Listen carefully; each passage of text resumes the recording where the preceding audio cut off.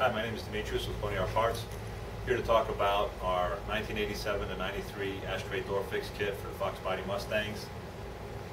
This is an addendum to our instructions. Our instructions are very thorough, pretty involved, and we wanted to take a few minutes to kind of give you an overview of how this kit goes together and the major components and steps involved. Read the instructions to kind of get the specifics, but all we want to do here is give you an overview of how the kit works and the different elements of it. There's three basic fixes or three basic problem areas on your console. The first being the spring tab on your console, which holds the spring. This little hole will wear out after repeated use.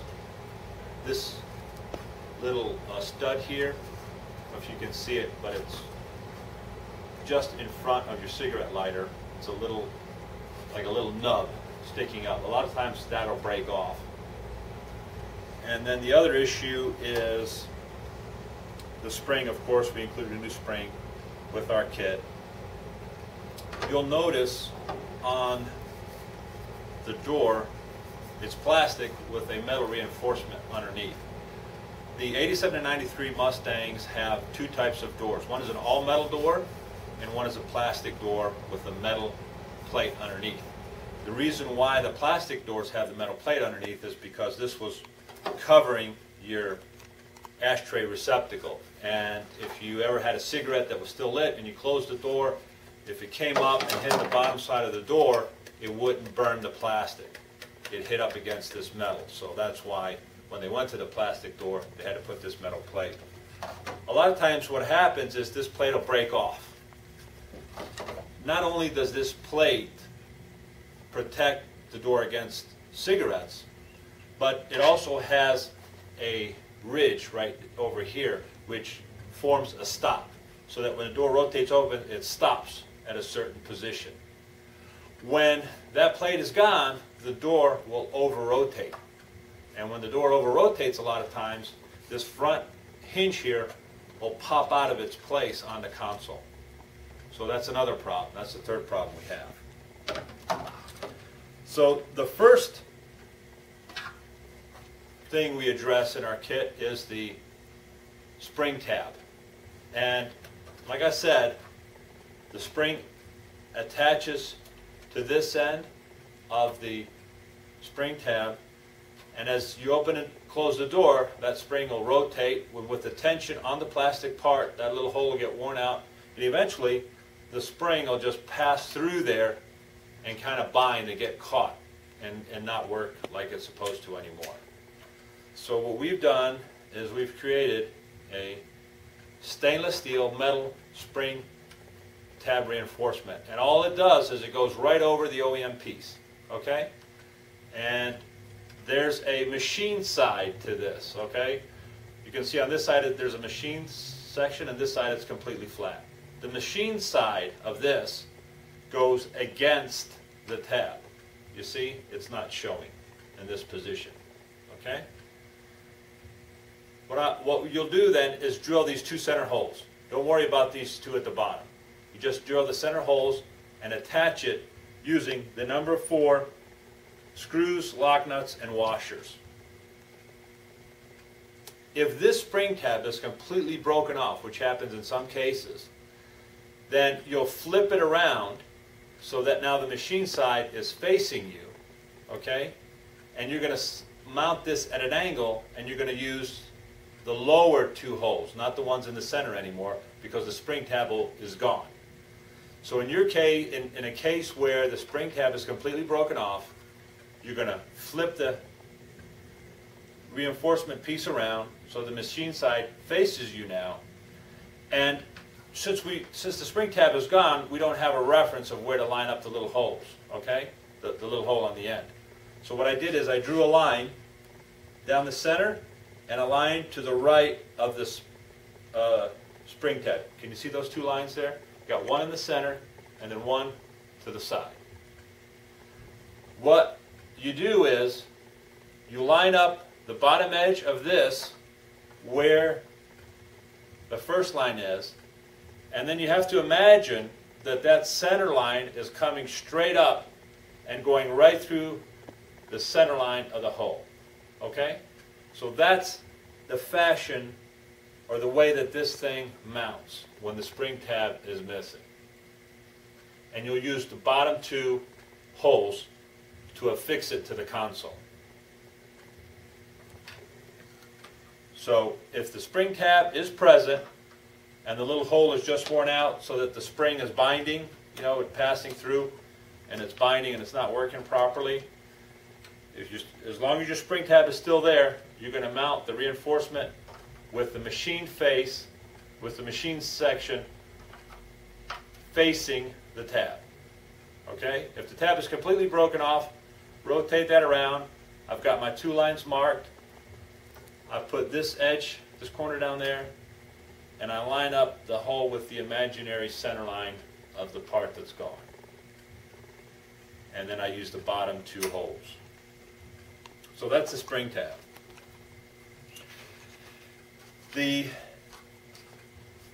little stud here that sometimes is missing, you'll have to drill a hole so you can affix a screw. Now, with this piece missing, you'll kind of see where it was. And what you'll want to do is drill out a 7/64" hole from this side, because this is the side where you've got it marked. Okay? Or what you can do is take a pin, heat a pin up, push it through the center of that so your mark comes out on this other side. Then you can take a drill and drill through here your hole. Once that's done, you'll put in the screw and then use the attaching nut to secure it. The attaching nut will go on this side. Some of the newer kits, we've attached this speed nut with the screw. With the speed nut, you don't have to make any modification to the door. If your kit has the regular nut, which is a little bit thicker than that speed nut, you'll want to grind off a little part of the door. And you'll see that if you look at the door, there's a kind of a circular part here. And then there's a little step, and then another part of the door with like a stop. What you'll want to do is take a utility knife,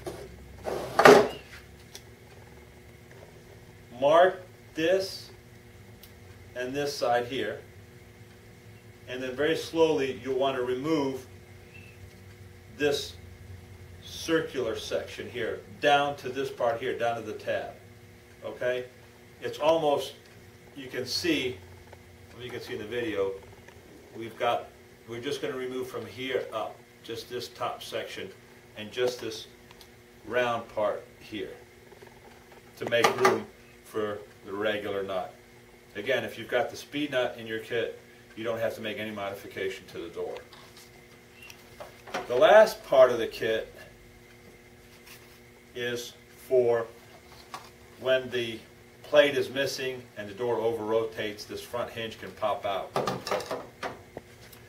You trim a little piece of this stud out. You'll have to drill a hole so you can pass this number 2 screw through. That'll be,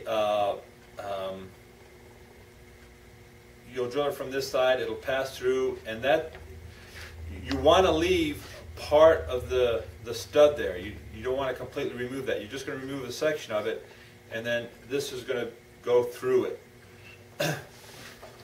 And the reason for that is once that you install the door, you'll be able to use this plastic washer and a lock nut on the other end here to hold it in place so that it doesn't pop out of the hinge. The last thing I'm going to show you is how to install the door and spring onto the console. We haven't installed our kit yet on this console, but I'm going to just show you how it goes back together. It's the same way whether our kit is installed or not. The spring has 2 sides to it. This side has a two 90-degree bends, and this side has a 45 and a 90-degree. So the side that has the two 45 degrees goes into the little hole on the door hinge, and we'll insert that. It might be a little difficult going in, but you can pop it in there. So then we're going to attach this side into the spring tab on the console. Okay? Now, one thing you want to do is make sure that I'm going to push this spring forward, okay? And I'm going to pop the door into its place. Okay, pushing it down, and then I rotate the door in slightly. And as you can see the position of the spring should be in this position here, pointing towards me. Now, the door, you'll also notice, is at a slight angle. As I was pushing it down, I was holding the spring back this way and rotating the door in. Now, in this position, I can pop the hinges in. Pop the front one in first, and then I can pop the back one in. Now, it can open and close. So there you go. If you have any questions, please visit our website, www.ponyrparts.com. Give us a call, send us an email. We'll be more than happy to help out. Thank you very much.